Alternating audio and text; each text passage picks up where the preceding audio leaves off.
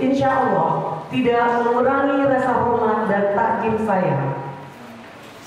Tiada kata yang indah selain mengucapkan puji serta syukur kehadirat Allah Subhanahu wa Ta'ala, Tuhan yang Maha Esa, sehingga pada malam hari ini kita senantiasa diberi nikmat sehat dalam acara bimbingan teknis petugas pemutakhiran data pemilih PPDP sekelurahan Manggarai Selatan, Kecamatan Tebet, Kota Administrasi Jakarta Selatan dalam pemilihan Gubernur dan Wakil Gubernur Provinsi DKI Jakarta tahun 2017.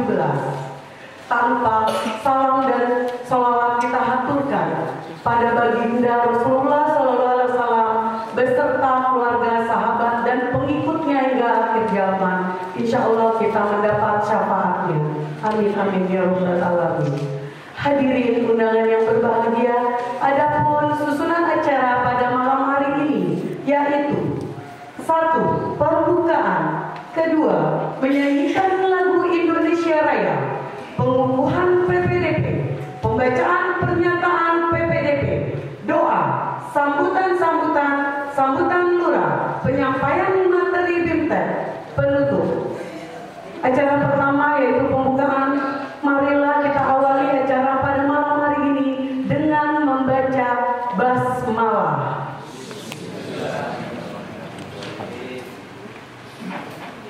Menyanyikan lagu Indonesia Raya. Hadirin mohon untuk berdiri.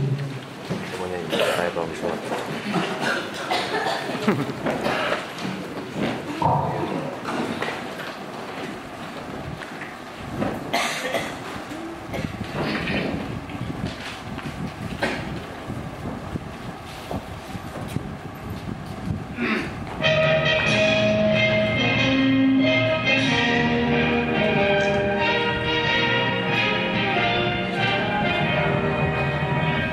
Indonesia tanah airku.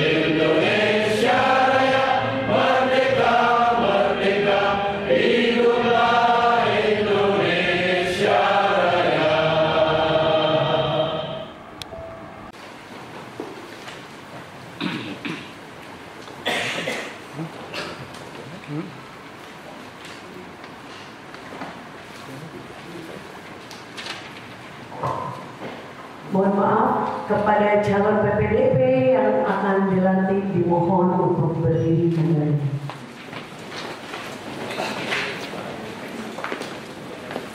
Bismillahirrahmanirrahim. Assalamualaikum warahmatullahi wabarakatuh.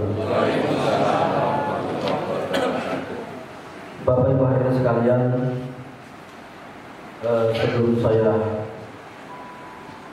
melakukan pelantikan dan mengangkat sumpah, terlebih dahulu saya akan bertanya kepada Bapak Ibu sekalian, apakah Bapak Ibu bersedia diambil sumpah? Bersedia. Baik, sebelum Bapak Ibu sekalian diambil sumpah, ada baiknya saya akan beritahu dulu bahwa selanjutnya saya akan memperingatkan bahwa sumpah yang akan saudara ucapkan ini adalah mengandung tanggung jawab terhadap bangsa dan negara Republik Indonesia, tanggung jawab memelihara dan menyelamatkan Pancasila dan Undang-Undang Dasar 1945, serta tanggung jawab terhadap kesejahteraan masyarakat. Sumpah ini di samping disampaikan oleh diri sendiri dan oleh semua yang hadir sekarang, juga yang penting sekali bahwa sumpah ini disaksikan oleh Tuhan yang Maha Esa, karena Tuhan itu Maha Mengetahui. Oleh karena itu, memang manusia hanya dapat mengetahui dari kata-kata dan perbuatan seseorang, tetapi Tuhan mengetahui apa yang tampak dan apa yang tersembunyi dalam diri saudara. Tuhan mengetahui kedua-duanya, apa yang diucapkan dan apa yang tersimpan dalam hati saudara. Dan kepada Tuhan itulah akhirnya pertanggungjawaban akan saudara berikan. Mohon maaf sebelumnya, terlebih saya akan bertanya apakah ada yang beragama selain agama Islam. Baik, sepertinya semuanya beragama Islam, jadi saya akan mengambil sumpah dengan menggunakan atau dengan cara agama Islam. Mohon diikuti kata-kata saya. Demi Allah saya bersumpah. Demi Allah saya bersumpah Bahwa saya akan memenuhi tugas dan kewajiban saya sebagai petugas pemutahiran data pemilih dengan sebaik-baiknya sesuai dengan peraturan perundang-undangan dengan berpedoman pada Pancasila dan Undang-Undang Dasar Negara Republik Indonesia tahun 1945. Bahwa saya dalam menjalankan tugas dan wewenang akan bekerja dengan sungguh-sungguh, jujur, adil, dan cermat demi suksesnya pemilihan gubernur dan wakil gubernur DKI Jakarta tahun 2017. Tegaknya demokrasi dan keadilan, serta mengutamakan kepentingan negara kesatuan Republik Indonesia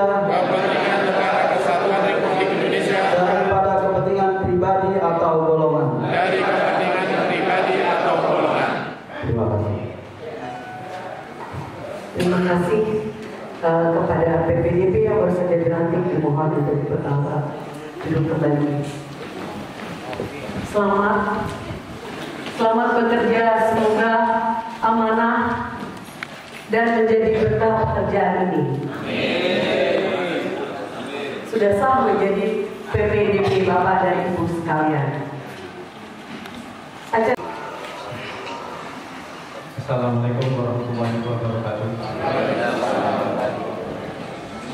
Selamat malam rekan-rekan petugas pemutahiran data pemilih atau disebut PPDB. Dimohon masing-masing sudah memegang pernyataannya dan saya bacakan saudara-saudara sekalian untuk menyimak dari kertas tugas yang sudah ada. Baik, untuk memperjelas akan saudara mulai. Pernyataan petugas pemutahiran data pemilih atau PPDB. Bersama ini, saya menyatakan dengan sebenarnya bahwa saya 1. Bersedia menjadi petugas pemutahiran data pemilih atau PPDB. 2.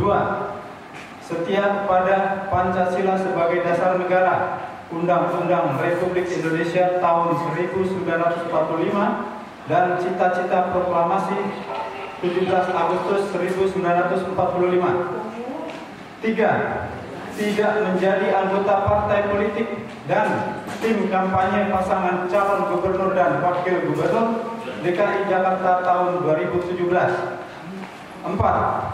Tidak pernah dipidana penjara berdasarkan keputusan pengadilan yang telah memperoleh kekuatan hukum tetap. Jika di kemudian hari terbukti sebaliknya, saya bersedia menerima segala konsekuensi hukum. 5. Mempunyai kemampuan kecakapan membaca, menulis, dan berhitung.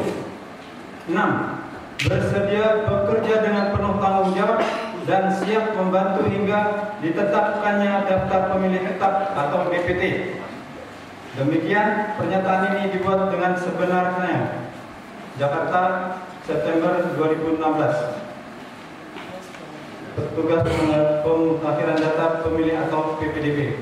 Terima kasih. Wassalamualaikum warahmatullahi wabarakatuh. Terima kasih kepada Bapak Agus Krisnanto atas pembacaan pernyataan PPDB yang saya yakin pasti Bapak dan Ibu benar-benar memahaminya. Acara selanjutnya yaitu pembacaan doa yang akan dibawakan oleh kepada saudara kita Bapak Ahmad Syafruddin. Persilakan.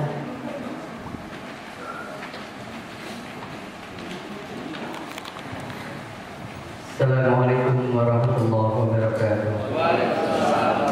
Yang sama-sama kita hormati Bapak Sektor Kelurahan Manggarai Selatan serta Bapak Kasih Pemerintahan, Bapak Dimas Manggarai Selatan, Bapak-bapak hadirin hadirat sekalian. Marilah kita sama-sama berdoa dengan cara agama Islam. Bismillahirrahmanirrahim. Astagfirullahaladzim, astagfirullahaladzim, astagfirullahaladzim. Bismillahirrahmanirrahim. Alhamdulillahirabbil alamin. Hamdan syakirin, hamdan alamin, hamdan ni'amahu wa yukafi'u majidah. Ya Rabbana wa ilahana wa lakal hamdu wa lakal mulku wa lakal syukru kama yanbaghi li jalali wajhikal karim wa li azimi sultan. Ya Allah, ya Tuhan kami, ampunilah dosa-dosa kami, ampunilah dosa dan kesalahan kedua orang tua kami. Bimbinglah mereka sebagai mereka mengasihi dan menyayangi kami di waktu kecil. Ya Allah, ampuni pula dosa dan kesalahan para pemimpin-pemimpin kami, sehingga negara kami menjadi negara yang baldatun thayyibatun wa ruhun ghafur. Ya Allah.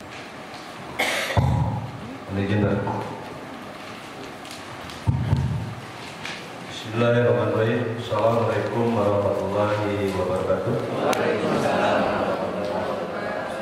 Yang saya hormati Ketua BPS Kelurahan Manggarai Selatan beserta anggota,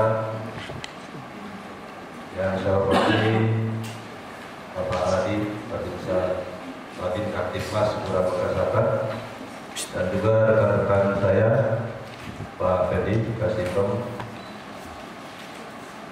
dari Satpol PP, Pak Aris dan rekan-rekan sekalian, juga Bapak dan Ibu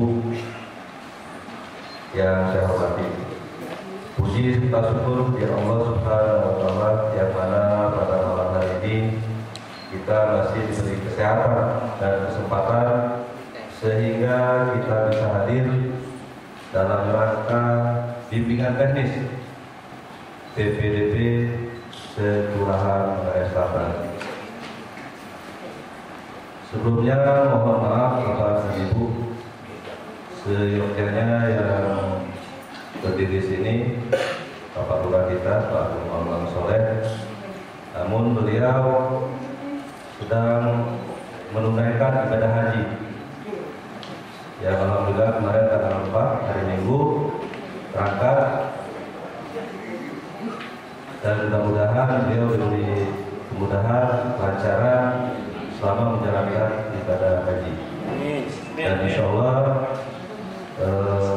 akan berkumpul kembali dengan kita tanggal 30 September. Jadi beliau cuti dari tanggal hari ini, tanggal 5 sampai dengan tanggal 30. Tanggal 5 sampai dengan tanggal 30 tugas hariannya dilimpahkan ke saya. Jadi mohon maaf Bapak Ibu, dan mohon doanya semoga Pak Lurah di sana beri kemudahan dan amin. Bapak dan Ibu sekalian yang saya hormati, BIMTEK ini adalah langkah awal, suatu langkah awal untuk menuju gerbang Pilkada 2017. Artinya sukses tidaknya Pilkada 2017 tergantung nanti data pemilih yang Bapak Ibu datang. Sukses tidaknya tergantung oleh PPDB. Kenapa bilang begitu? Kalau data pemilihnya kacau, ya kacau juga lah Pilkada kita. Dan harapannya tadi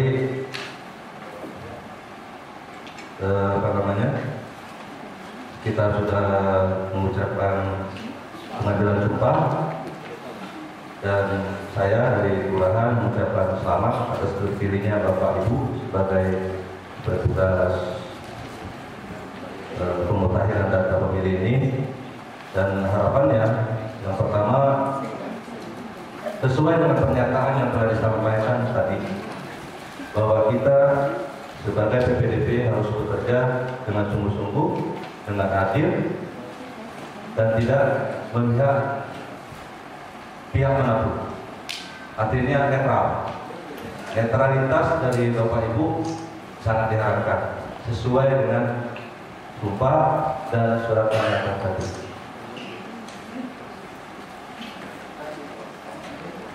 Jadi netral. Persoalan nanti coblosnya, ini kan berhak mencoblos juga kan?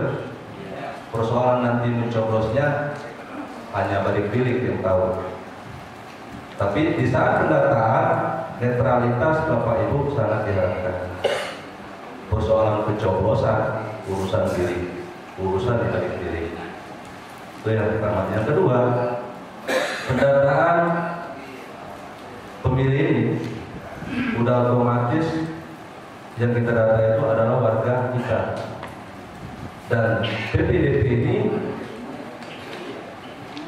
anggotanya ini ada yang dari RW, ada yang dari RT, ada LMK-nya juga, Pak Suwardi, ada BRD juga, lengkap. Namun demikian, Pak RW ini kan enggak ada satu ya, Pak RW 9.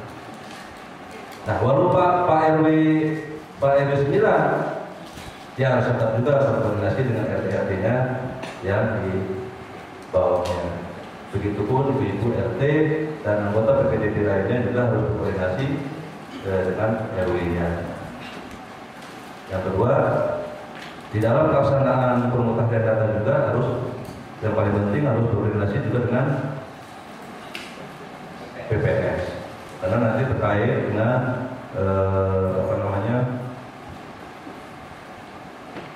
data baru, perubahan dan segala macamnya itu.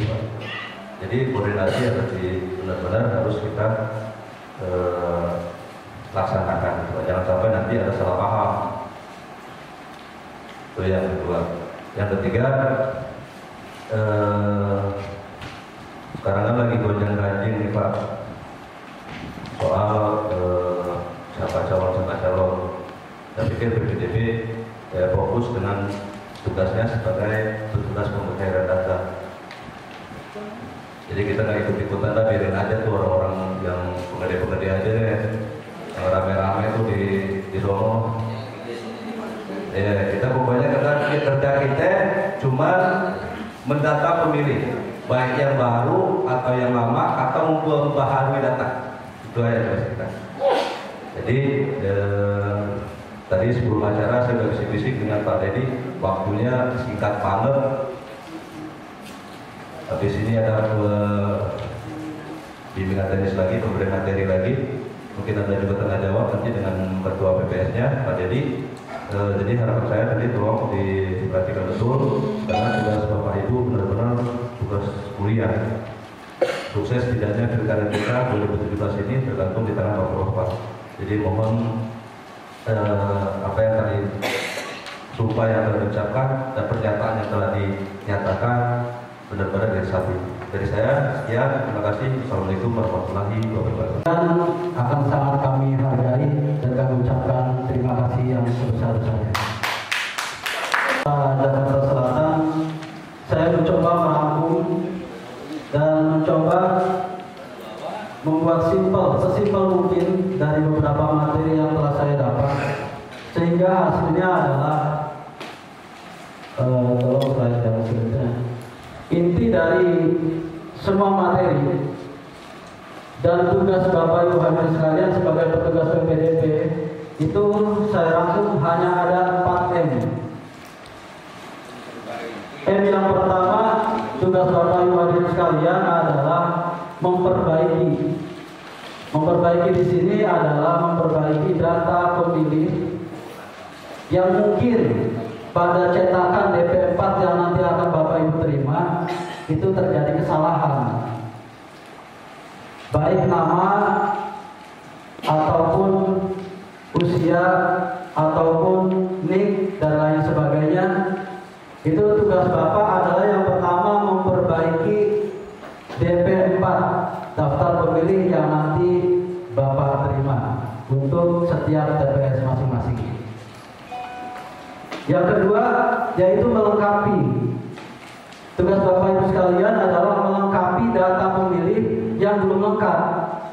Karena nanti mungkin ada saja data pemilih itu yang niknya kurang digitnya, atau ada keterangan-keterangan lain, misalnya keterangan penyandang cacat atau disabilitas, atau keterangan-keterangan lain yang mungkin akan membantu kami pada saat penginputan data. Itu tugas yang kedua Bapak Ibu sekalian adalah melengkapi data pemilih yang terdapat di dalam DP4. Kemudian poin yang ketiga adalah mencoret data pemilih yang terdapat di dalam DP4. Apa saja ketentuan mencoret data pemilih itu? Mungkin Pak bisa langsung ke slide yang selanjutnya. Ya, ada 6 poin.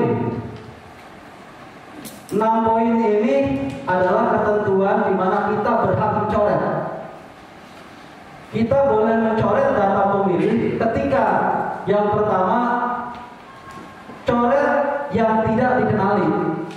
Jadi ketika kita menemukan data pemilih yang tidak kita kenali, tentu saja yang dimaksud dengan tidak dikenali ini adalah setelah kita berkoordinasi dengan RT, RW setempat atau tetangga sekitar.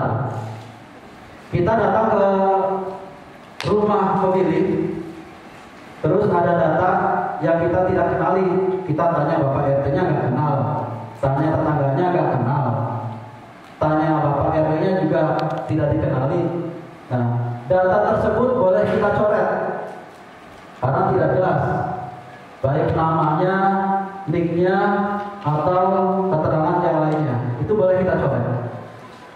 Kemudian yang kedua, yaitu coret yang belum 17 tahun.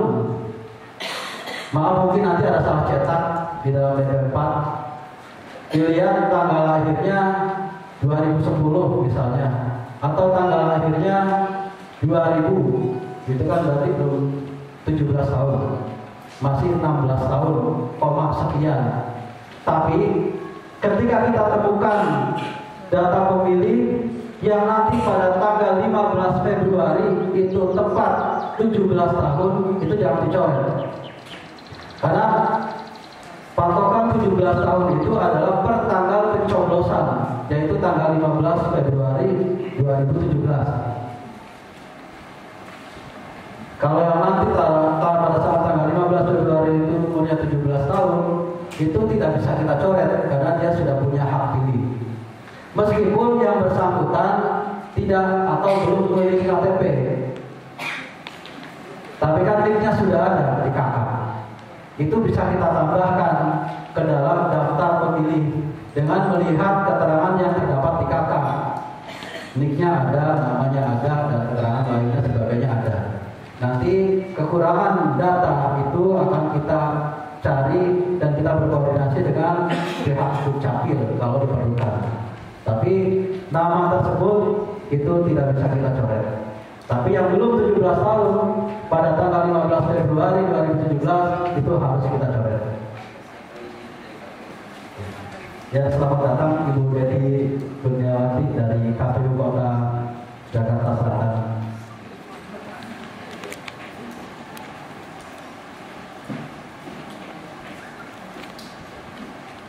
Baik, kita ke selanjutnya. Poin yang ketiga yang boleh kita coret adalah yang meninggal dunia. Karena bisa jadi setelah diterbitkan DP4 itu baru meninggal, atau sebelum DP4 diterbitkan atau diturunkan orangnya masih ada, tapi begitu Bapak coplit ke wilayah atau ke TPS yang bersangkutan ternyata orangnya sudah meninggal dunia, itu harus kita coret. Atau bisa jadi ada yang tercetak meskipun nama orang tersebut sudah meninggal, misalnya ada yang sudah 1 tahun yang lalu meninggal dunia, kadang sudah pernah kita temukan juga di pemilu yang sebelumnya pernah namanya muncul juga, itu juga harus dicoret yang meninggal dunia. Poin yang keempat yang harus kita coret adalah anggota TNI atau Polri. Jadi kalau ditemukan pemilih yang diketahui atau menurut keterangan keluarganya atau tetangganya bahwa orang tersebut adalah TNI atau Polri, karena bisa jadi ketika DP4 itu dicetak dia belum jadi TNI atau dia belum jadi Polri, tapi proses selama 6 bulan atau proses selama beberapa bulan ke depan dia diterima jadi anggota TNI atau anggota Polri, dan itu harus kita coret. Kemudian yang kelima yang harus kita coret adalah mereka atau pemilih yang telah pindah domisili. Pindah domisili itu ada 2 macam. Misalnya pindah dari Jakarta ke Jakarta atau dari Jakarta ke luar Jakarta. Pencocokan dan penelitian data pemilih pemilihan gubernur dan wakil gubernur DKI Jakarta 2017. Di sini ada 2 kolom. Kolom yang pertama adalah kolom jumlah pemilih di rumah tersebut. Yang kedua adalah jumlah pemilih disabilitas atau yang berkebutuhan khusus. Jadi yang dimaksud di sini ada 3, ada 1. Yang dimaksud 3 adalah jumlah pemilih di dalam rumah tersebut atau dalam keluarga tersebut ada 3 pemilih. Misalnya 5, misalnya ada 7, ada 7. Tetapi yang memiliki kebutuhan khusus atau penyandang disabilitas ada 1. Jadi ditulis 3 dan 1, bukan ditambah Bu. Jadi kalau misalnya jumlah pemilihnya 3, penyandang disabilitasnya 1, berarti 3 1. Kalau pemilihnya ada 5, yang disabilitasnya ada 2, berarti 5 2. Jadi yang kolom yang kedua adalah 2 3 4 5 6 0 ya. Lanjut ya. Berarti kolomnya berapa dulu? 1 ya. 21. Pemilihnya ada 2 Bu. Yang disabilitas 1. Berarti 2 1. Berarti kolomnya 2 dan 1. Karena kolomnya kedua itu menjelaskan ada disabilitas itu, ada penyandang cacat.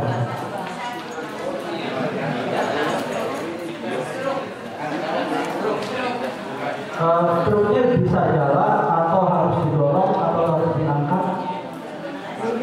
Kalau dia bisa jalan normal,